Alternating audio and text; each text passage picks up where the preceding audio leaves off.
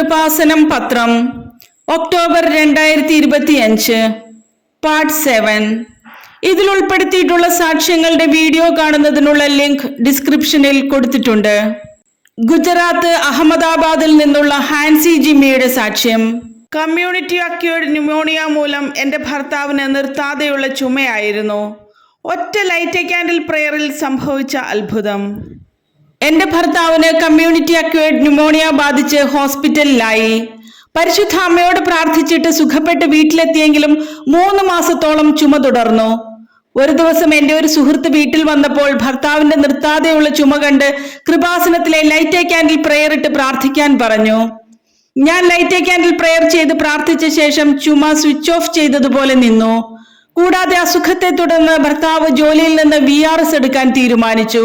പക്ഷെ ഭർത്താവ് റീജിയണൽ ഓഫീസിന്റെ ഡിപ്പാർട്ട്മെന്റ് ഹെഡ് ആയിരുന്നതിനാൽ റീജിയണൽ മാനേജർ VRSന് പകരം മെമ്മോയാണ് കൊടുത്തത്.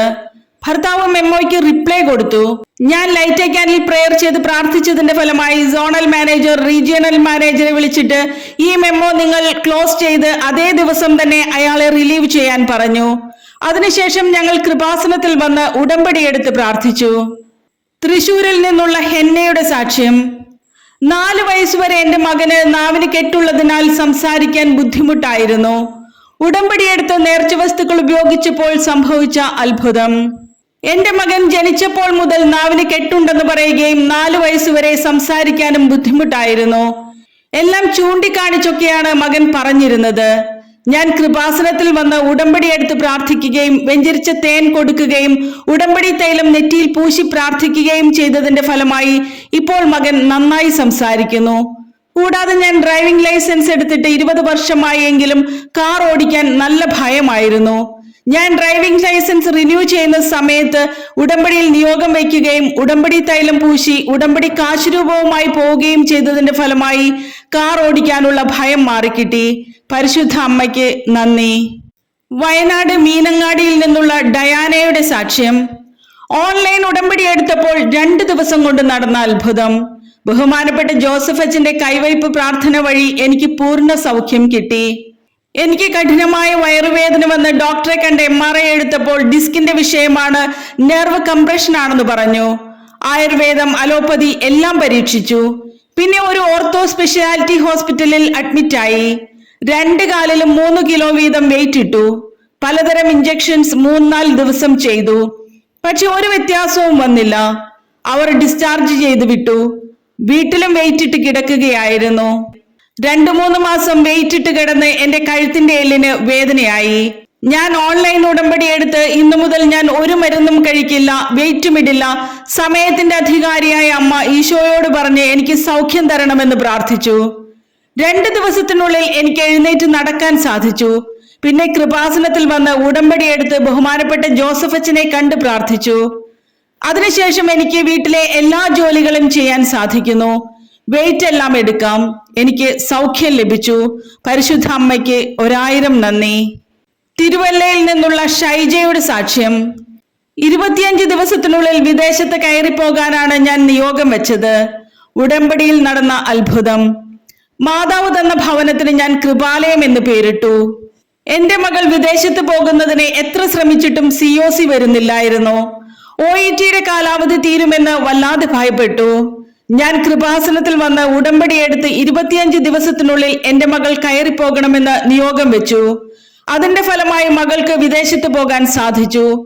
6 മാസത്തിനുള്ളിൽ ഭർത്താവിനെയും കുഞ്ഞിനെയും കൊണ്ടുപോകാൻ സാധിച്ചു. കൂടാതെ എനിക്ക് 2 വർഷമായി അസിഡിറ്റി ഉണ്ടായിരുന്നു. പല ഡോക്ടർമാരെയും കണ്ട് മരുന്ന് കഴിച്ചുവെങ്കിലും ഒരു ഫലവുമില്ലായിരുന്നു. ഞാൻ വെഞ്ചരിച്ച ഉപ്പ് വെള്ളത്തിൽ ചേർത്ത് കഴിച്ചതിന്റെ ഫലമായി പൂർണ്ണ സൗഖ്യം ലഭിച്ചു. കൂടാതെ 28 വർഷമായി എനിക്കൊരു ഭവനമില്ലായിരുന്നു. ഞാൻ ഉടമ്പടിയിൽ നിയോഗം വെച്ചിരുന്നു.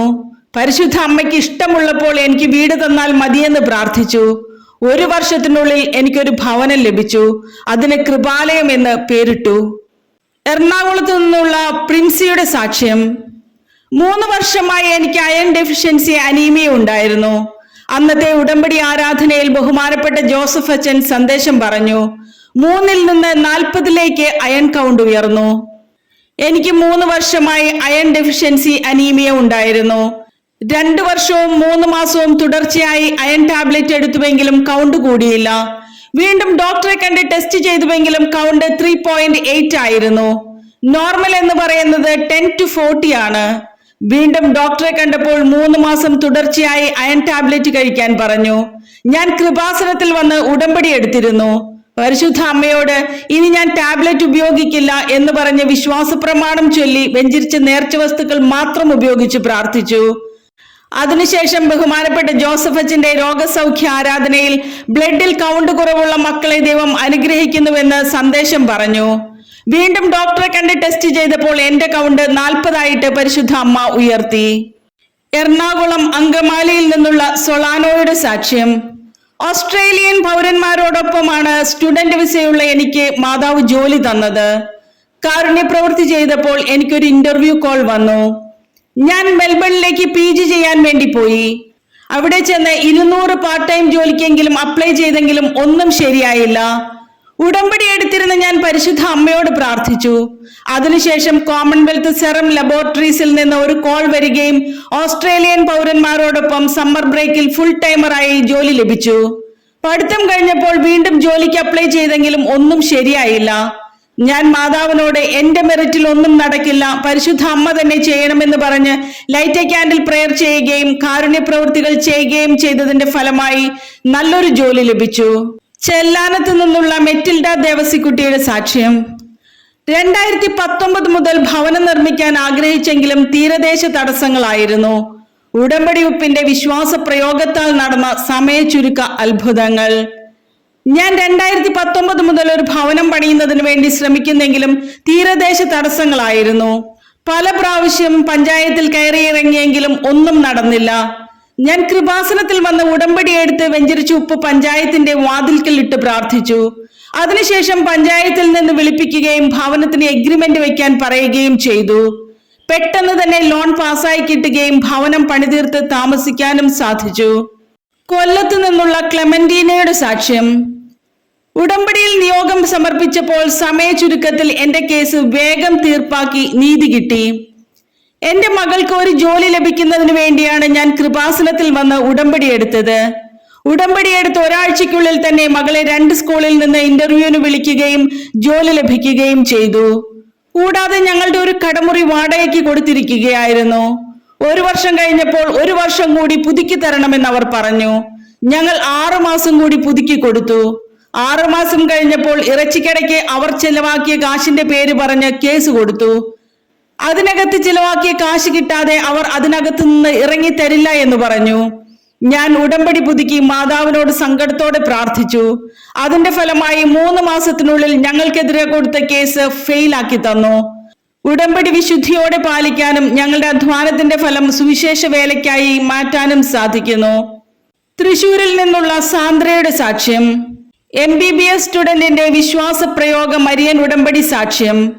ഫൈനൽ ഇയർ എക്സാം ഫസ്റ്റ് ക്ലാസ്സോടുകൂടി പാസ്സായത് മാതാവ് സാന്നിധ്യം അറിയിച്ച് കൂടെ നിന്നതുകൊണ്ട്. MBBSന് പഠിക്കുന്ന ഞാൻ എത്ര കഷ്ടപ്പെട്ടിരുന്ന് പഠിച്ചാലും ടെൻഷൻ കൊണ്ട് പകുതി മറന്നു പോകാറുണ്ട്. എക്സാമിനറിന്റെ മുഖഭാവം മാറിയാൽ പോലും ഞാൻ ടെൻഷനായി കംപ്ലീറ്റ് സ്റ്റക്കായി ഒന്നും പറയാൻ പറ്റാതായി പോകും. ഞങ്ങൾ കൃപാസനത്തിൽ വന്ന് ഉടമ്പടി എടുത്ത് വെഞ്ചരിച്ച നേർച്ച വസ്തുക്കൾ ഉപയോഗിച്ച് പ്രാർത്ഥിച്ചു. അതുപോലെ പ്രാക്ടിക്കൽ എക്സാം വന്നപ്പോൾ വാർഡിൽ ഉപ്പിട്ട് പ്രാർത്ഥിച്ചു. എക്സാം വളരെ ടഫായിരുന്നു. റിസൾട്ട് വരുന്നതിന് മുമ്പ് ഞങ്ങൾ ബഹുമാനപ്പെട്ട ജോസഫ് അച്ഛനെ കണ്ടപ്പോൾ മാതാവിന്റെ പ്രത്യക്ഷീകരണ സാക്ഷിയാക്കി എന്നെ ഉയർത്തണമെന്ന് മാത്രം പ്രാർത്ഥിച്ചാൽ മതിയെന്ന് പറഞ്ഞു. റിസൾട്ട് വരുന്ന സമയത്ത് ഞങ്ങൾ പള്ളിയിൽ ഇരിക്കുമ്പോൾ ഒരാൾ കൃപാസനം പത്രം കൊണ്ടുവന്നു തന്ന് മാതാവിന്റെ സാന്നിധ്യം അറിയിച്ചു. വെഞ്ചരിച്ച നേർച്ച വസ്തുക്കളുമായി എക്സാം എഴുതി ഫസ്റ്റ് ക്ലാസ്സോടെ ഞാൻ പാസ്സായി. പരിശുദ്ധ അമ്മയ്ക്ക് നന്ദി.